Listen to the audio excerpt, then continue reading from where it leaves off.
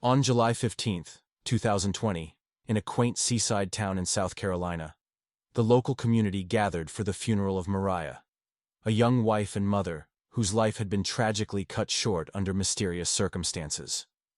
The atmosphere was heavy with sorrow, yet amidst the mourning, one person stood out: Jamal, Mariah's husband, who cradled their young daughter in his arms. His demeanor was eerily composed as he silently accepted condolences, his face showing a controlled expression that unsettled some. Those closest to him felt that something was amiss, as his behavior seemed out of sync with the grief one would expect given the situation. The story of Mariah and Jamal began in 2018, just 2 years before that fateful day. Mariah was still a teenager when she met Jamal, full of hope and dreams typical for someone her age. Jamal, in contrast, was older and more experienced. As a helicopter pilot, he had a confident and mature aura that immediately drew Mariah's attention. Despite the age gap and her family's reservations, Mariah was enchanted by Jamal. His charm and apparent stability were exactly what she thought she wanted. Their relationship moved swiftly, and despite her family's concerns, they found themselves powerless to slow the whirlwind romance. Jamal proposed, and soon they were making wedding plans, which culminated in a ceremony in Charleston, South Carolina, a city known for its historical beauty. Even during the wedding, there were subtle signs of Jamal's growing control over Mariah, although these were dismissed by others as simple wedding day nerves or stress. Shortly after their wedding, Mariah became pregnant, and the couple settled into married life. They moved into a modest suburban home, and the following year, their daughter was born. To outsiders, it seemed like they were building a picture-perfect life. Their social media accounts were filled with images of happy family moments, beach outings, celebrations, and the everyday joys of parenthood. However, Mariah's once vibrant spirit began to fade as Jamal's controlling nature became more apparent. He was no longer the charming, mature man she had fallen in love with. Instead, he grew increasingly possessive. He monitored her every move, questioned her interactions, and gradually began isolating her from her friends and family. Mariah, once full of energy and life, now found herself living in the shadow of her husband's demands. The early signs of trouble in their marriage were subtle but significant. Mariah's family noticed her becoming less engaged with life, withdrawing from them and making fewer efforts to stay in contact.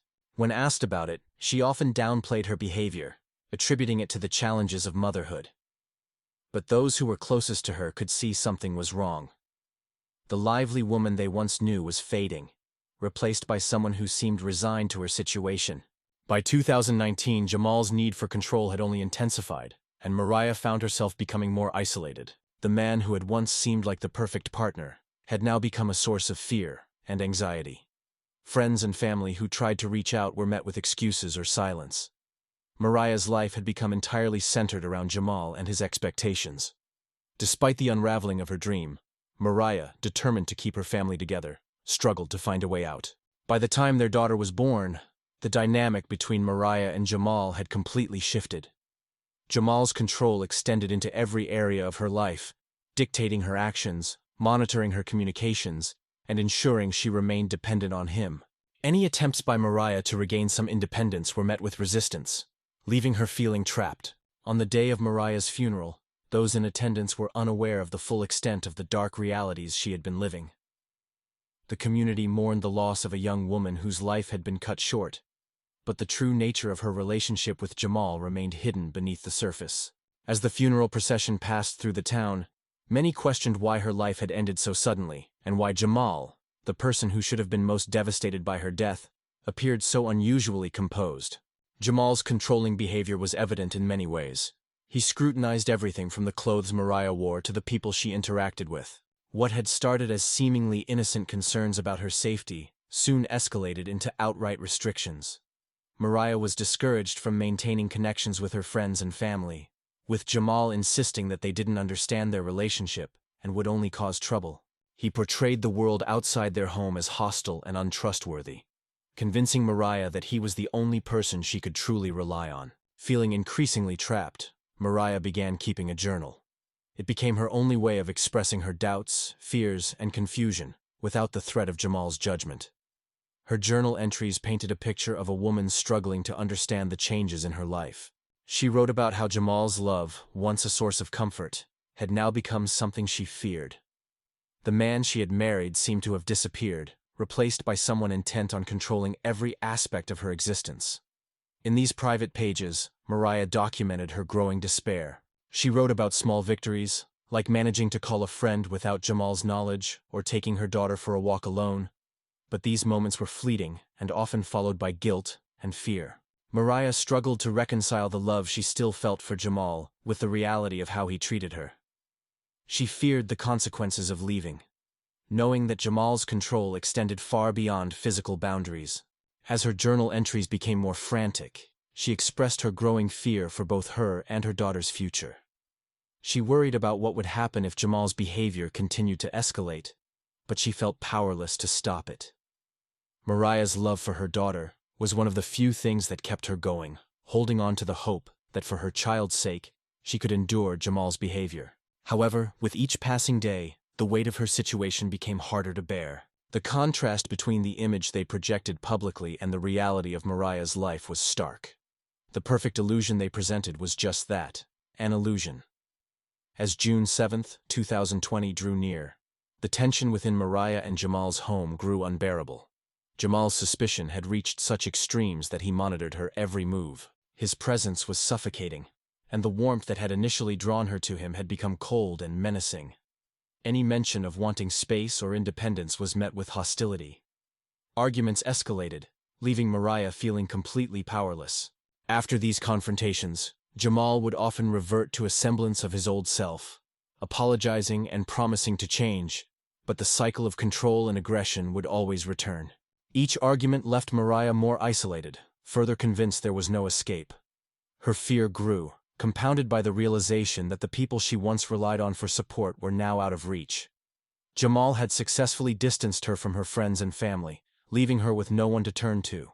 In the past, Mariah could have sought refuge with a friend or confided in a family member, but Jamal had burned those bridges. She had tried to communicate her fears to those closest to her, dropping hints in conversations and even writing in her journal about her growing sense of doom, but her warnings went unheeded. Her concerns were dismissed as overreactions or stress. On the night of June 6, 2020, Mariah reached a breaking point. She knew she had to leave, not just for her safety, but for her daughter's as well. Realizing that she was in imminent danger, she planned to escape, hoping to slip away in the early hours of the morning when Jamal would be asleep. She packed a small bag, trying to make as little noise as possible. Her heart raced as she moved through the house, gathering everything she would need for herself and her daughter. The plan was simple but risky.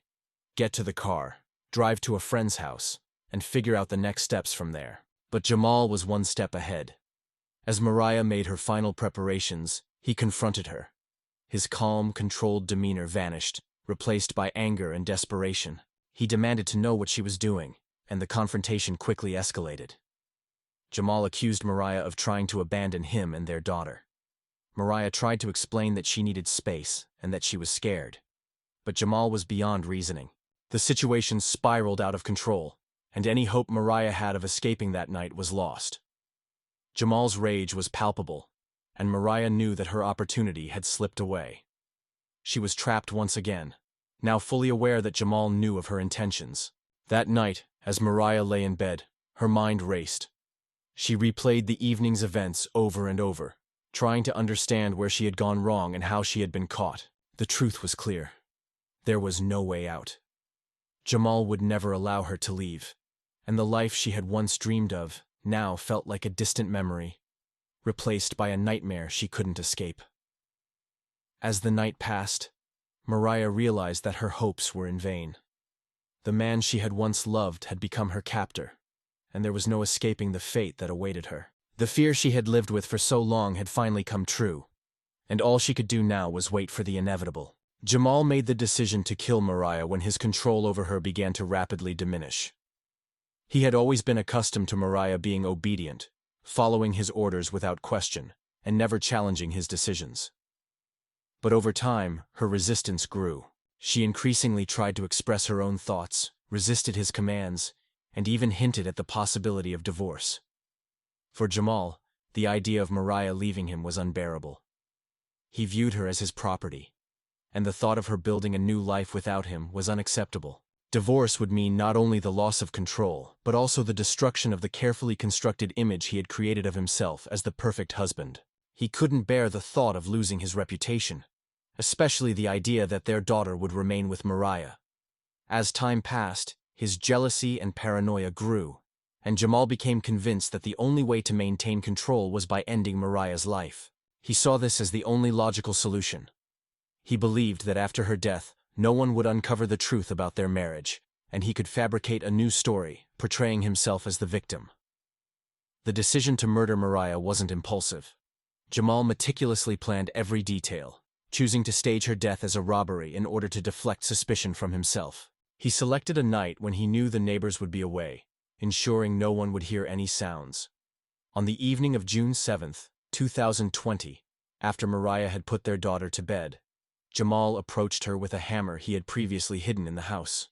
Initially, he attempted to strangle her to silence her, but when Mariah fought back, he lost control and struck her repeatedly on the head in a fit of rage. Mariah died instantly. Jamal then proceeded to carry out his plan. He overturned furniture, scattered belongings across the house, and created a scene that resembled a robbery.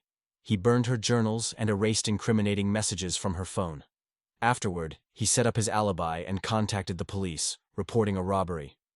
Jamal hoped his plan would be flawless, believing that no one would suspect him.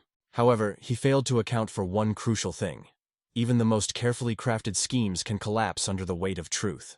After Mariah's murder on June 7, 2020, Jamal set his plan into motion, which he had crafted to avoid suspicion. He overturned furniture, scattered personal items across the floor, and even broke a window to simulate forced entry. Every detail was meticulously arranged, from the positioning of broken glass to the selective disappearance of valuable items.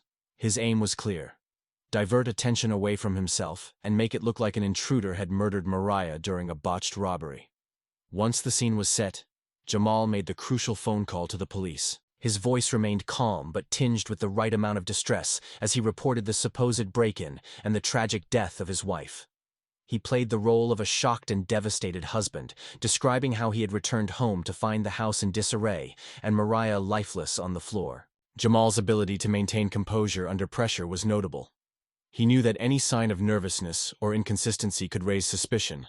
When the police arrived, Jamal's demeanor remained unchanged. He recounted the events of the evening, sticking to the rehearsed story. He explained how he had been out running errands and returned to find the house in disarray. He pointed out the broken window and missing valuables as evidence of a robbery. His narrative was smooth, polished, and seemed airtight. However, from the start, the police sensed something was amiss. While the scene resembled a robbery, it appeared too orchestrated, too deliberate. Jamal's version of events seemed almost too perfect, lacking the natural chaos that typically accompanies real-life crimes.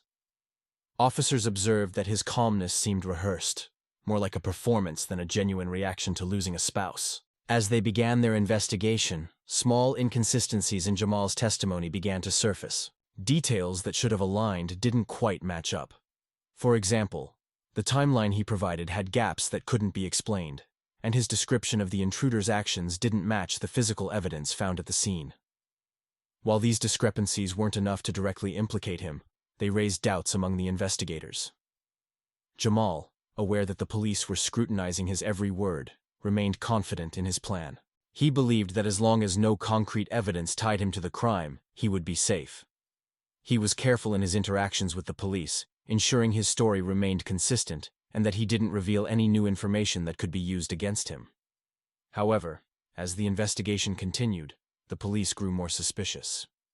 They dug deeper into Jamal's life, looking for any motive that might explain why someone would want to harm Mariah. What they discovered only strengthened their suspicions. Friends and family described a relationship far removed from the idealized image Jamal tried to portray. They spoke of a controlling, possessive husband, a man who had isolated Mariah from those who cared for her, and a marriage that had been under strain for months. The investigators also noticed that Jamal seemed overly eager to cooperate, offering information without being asked and volunteering details that seemed irrelevant.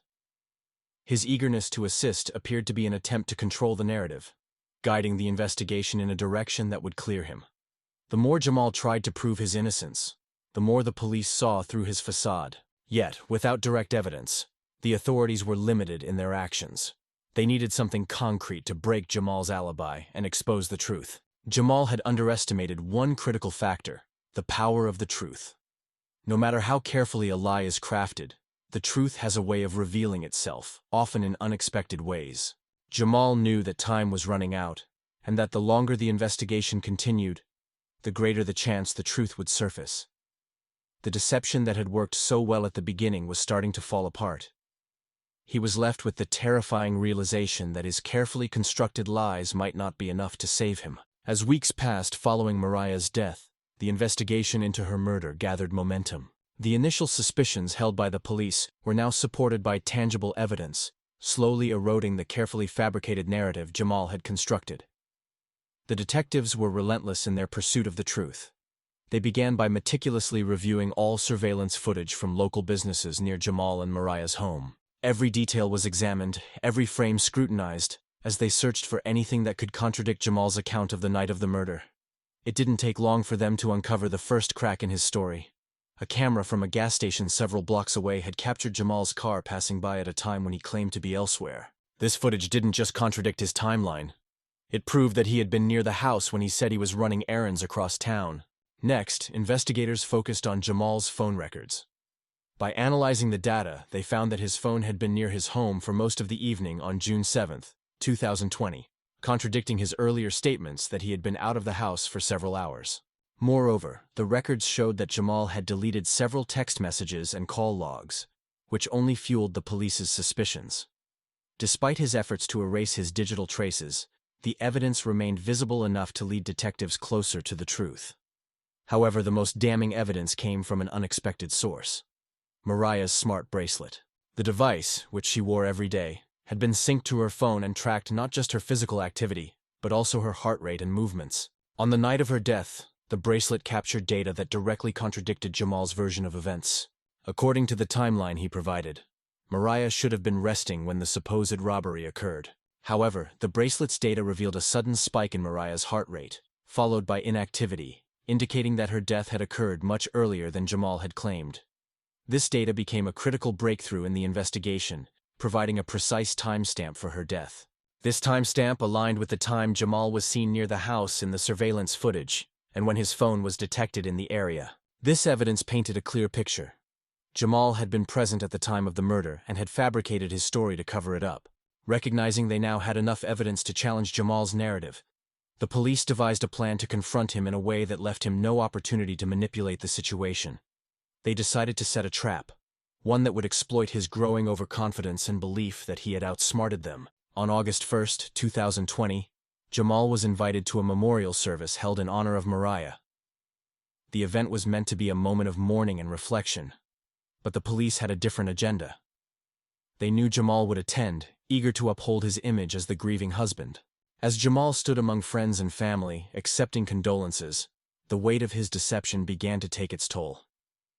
As the ceremony drew to a close, the police made their move. They approached Jamal, catching him off guard with their sudden appearance before the gathered mourners.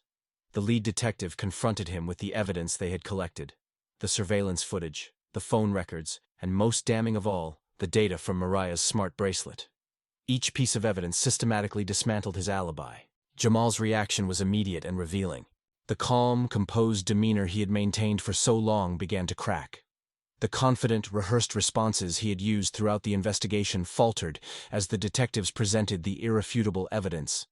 His expression shifted from shock to desperation, and he realized, perhaps for the first time, that his perfect plan was unraveling before his eyes. Under the pressure of the interrogation and the realization that there was no escape, Jamal finally broke down. His confession was slow at first, with a few words spoken in disbelief, but as the reality of his situation set in, the details began to pour out. He admitted to the murder, explaining how his anger and desire for control had driven him to commit the unthinkable. He detailed how he had staged the scene to look like a robbery. In his confession, Jamal revealed the true nature of his marriage to Mariah. What had appeared to be a loving relationship on the surface was, in reality, a nightmare for Mariah. Jamal had become increasingly possessive and paranoid, convinced that Mariah was planning to leave him. The thought of her starting a new life without him was more than he could bear. In his twisted logic, it seemed better to end her life than allow her the freedom to live without him. During the interrogation, Jamal attempted to justify his actions by blaming Mariah for what had happened. He portrayed himself as a victim, claiming that Mariah had pushed him to the edge with her alleged plans to leave him and take their daughter. But his attempts to elicit sympathy fell flat. The investigators, and later the court, saw through his lies. His words were nothing more than desperate rationalizations from a man trying to avoid responsibility for his heinous actions. The trial was swift and decisive. The evidence against Jamal was overwhelming, and his confession sealed his fate. The prosecution laid out a clear case, detailing how Jamal had meticulously planned Mariah's murder and then staged the crime scene to make it look like a robbery gone wrong. They highlighted his controlling behavior, his attempts to isolate Mariah from her friends and family, and the chilling reality that he had planned her death long before the final act occurred. Mariah's family and friends attended the trial, seeking justice for the woman who had been taken from them far too soon. As the details of Jamal's actions were revealed, their grief was mixed with a sense of vindication. Mariah, who had suffered in silence for so long, was finally receiving the justice she deserved. The defense, with little to work with, could only plead for leniency, citing Jamal's mental state and his supposed remorse, but the court was unmoved. In handing down the sentence, the judge made it clear that Jamal's actions were premeditated, and his attempts to manipulate the truth would not lessen the severity of his crime. In the end, Jamal was sentenced to life in prison, without the possibility of parole. As he was led away in handcuffs, the reality of his situation seemed to finally sink in. The man who had once controlled every aspect of his life was now powerless, his fate sealed by his own actions. For Mariah's family, the sentence provided a measure of closure. While nothing could bring her back, they found comfort in knowing that Jamal would never be able to hurt anyone else again. Mariah's story, once hidden behind a veil of lies, became a powerful symbol of the importance of seeking justice, no matter how deeply the truth is buried.